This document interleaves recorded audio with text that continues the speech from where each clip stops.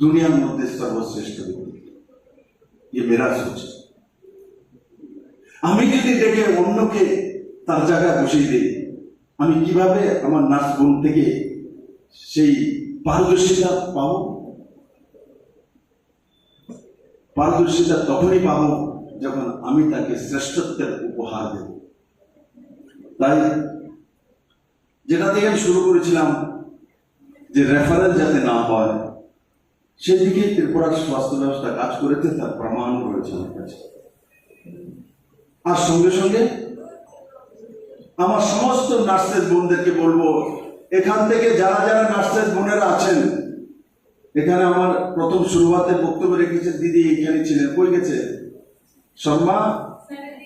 শর্মা কোন দিকে? এদিকে, এদিকে আসেন। শর্মা ভাষণটা ভালোই দিয়েছে।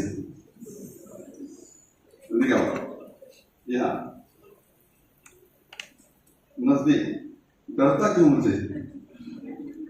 शर्मा ভালোই বলছিল, লিখে এনেছে, আমি দেখেছি ছোট্ট কথা সুন্দর বলেছে। আর বলার যে ভঙ্গিমা ছিল, যে টোন ছিল, সেটাও ভালো ছিল। আমি তো সব লক্ষ্য করি, ভালো বক্তা কিভাবে হতে পারে সেগুলো আমি জানি। আর আমি শর্মাকে মাথায় হাত দিয়ে বলছি, তোমরা সমস্ত নার্সেসদের মধ্যে কথোপকথন করো, আজকে আমি যে কথাগুলো বললাম তোমরা করতে পারবে।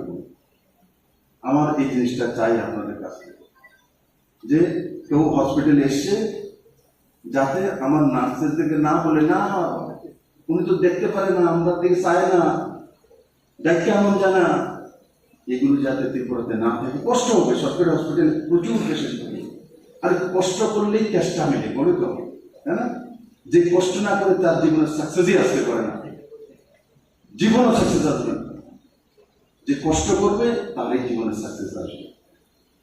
আমি এটা শুনতে চাই যে ভারতবর্ষের মধ্যে একদিন মোদীজির মুখে যাতে বেরোয় মন কি বাতের মধ্যে, ত্রিপুরার নার্সেসরা যেভাবে সরকারি হসপিটালে চিকিৎসা করেন, আপ্যায়ন করেন, তা ভারতে বিরল কোনো জায়গাতে নেই। সেই শব্দ শোনার জন্য হৃদয় চায়।